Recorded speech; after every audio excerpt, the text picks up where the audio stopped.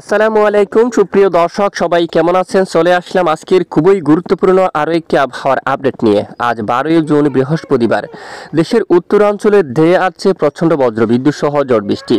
পাশাপাশি পরবর্তী 3 দিন অথবা 7 দিনের মধ্যে বাংলাদেশের উত্তরাঞ্চল সহ দক্ষিণাঞ্চল, মধ্য অঞ্চল সহ ভারতের পশ্চিমবঙ্গ বা উত্তরবঙ্গ, আসাম, ত্রিপুরা বা মেঘালয় সহ বাংলাদেশের 64 জেলার আবহাওয়া কেমন থাকবে, কোন কোন জেলায় ঝড় বৃষ্টি বা নিম্নচাপ বা কোনো ধরনের দমকা জোড়া হাওয়া আছে কিনা, পাশাপাশি চলমান অস্বস্তিকর ঘুমোর ব্যবসা গরম কবে থেকে কমতে পারে এবং আবহাওয়ার নতুন কি পরিবর্তন রয়েছে তার সম্পূর্ণ ডিটেলসে জানিয়ে দেবো আবহাওয়ার ইউরোপিয়ান মডেল থেকে।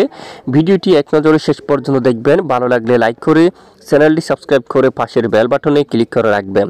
আর ভিডিওটি কোন জেলা থেকে লাইভ দেখছেন অবশ্যই কমেন্ট করে জানিয়ে দিন।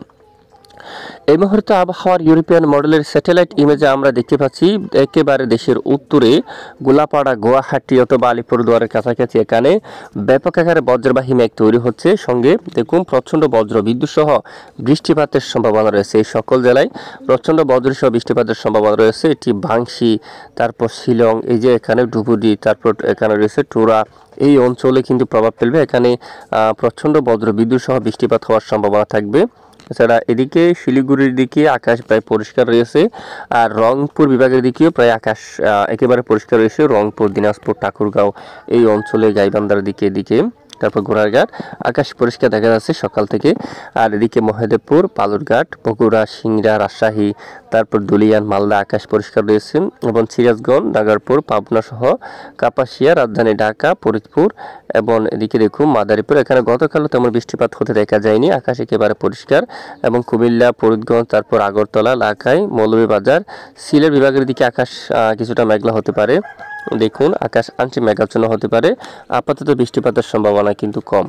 আর রাজধানী ঢাকা বিভাগের সকল জেলার আকাশ প্রায় পরিষ্কার থাকবে, সামান্য মেঘের আনাগোনা হতে পারে আংশিক। এছাড়া খুলনা, বরিশাল এদিকে আকাশ প্রায় পরিষ্কার থাকবে আংশিক মেঘলা আকাশ নিয়ে। আর চট্টগ্রাম বিভাগের উপরও আকাশ আংশিক মেঘাচ্ছন্ন হতে পারে। আর এদিকে দেখুন পশ্চিমবঙ্গ ও কলকাতা, এদিকে কলকাতা, কোলাঘাট, আরামবাগ, চন্দ্রনগর, হালদিয়া এই এলাকার দিকেও আংশিক মেঘলা নিয়ে আকাশ প্রায় পরিষ্কার থাকবে। তবে উত্তর দিকের বেশ কিছু জেলায় আকাশ একেবারে পরিষ্কার থাকার সম্ভাবনা রয়েছে।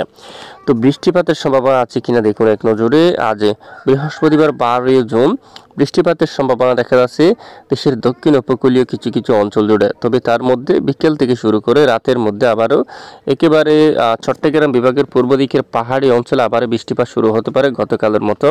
তখন চকুরিয়ার দিকে, তারপর মহেশখালী, তানচি এই এলাকার দিকে, লামা, আলীকদম, তারপর সাতকানিয়া, রঙ্গাচুরি, রাজস্থলী, বিলাইচুরি ঠিক একই অঞ্চল দিয়ে গতকালের মতো চট্টগ্রাম বিভাগের এই সকল জেলার উপর প্রচণ্ড বজ্র বিদ্যুৎ সহ বিক্ষিপ্ত আকারে বৃষ্টিপাতের সম্ভাবনা থাকবে।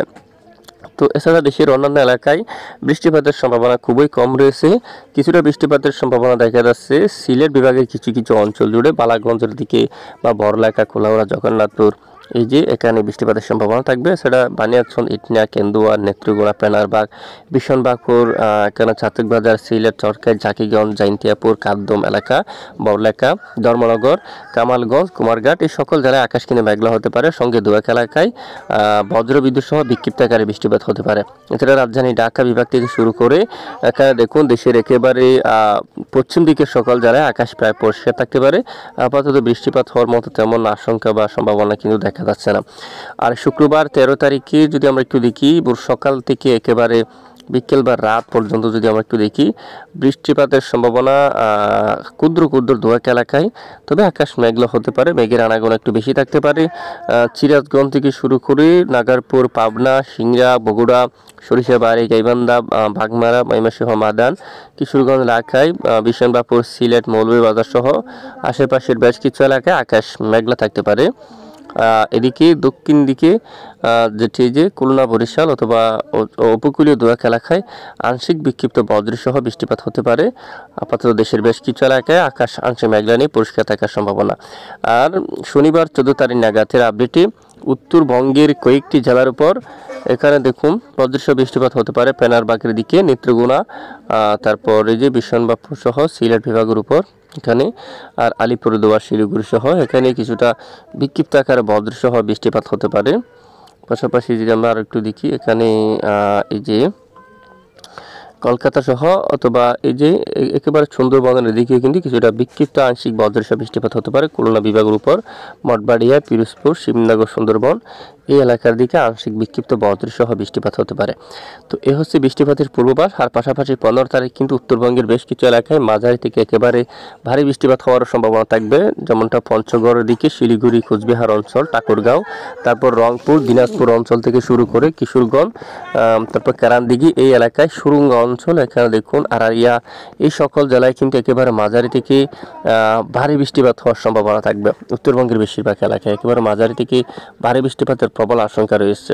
এ হচ্ছে বৃষ্টিপাতের সতর্কতা।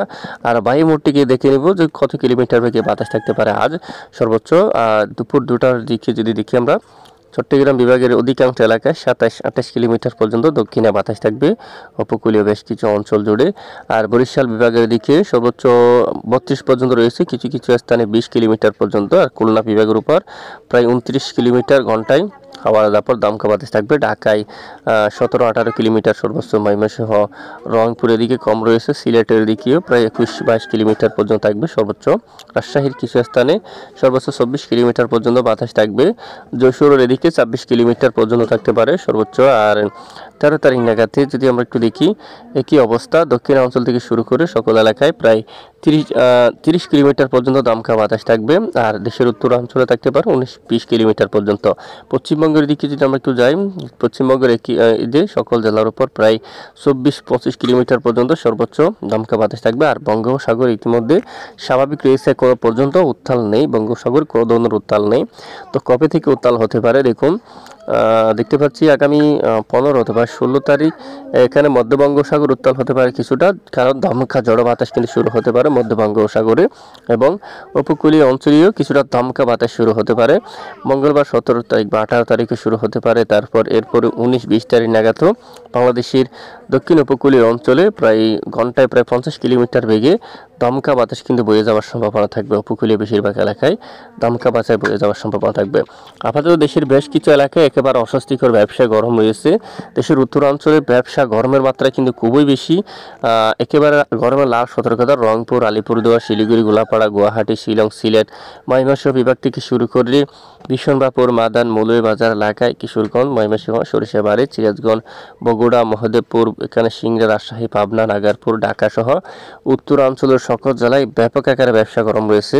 তা আগামীকাল বা শনিবার শনিবার 14 তারিখ পর্যন্ত অব্যাহত থাকবে। 15 তারিখ থেকে অনেকটা কমে যাওয়ার সম্ভাবনা কিন্তু দেখা যাচ্ছে।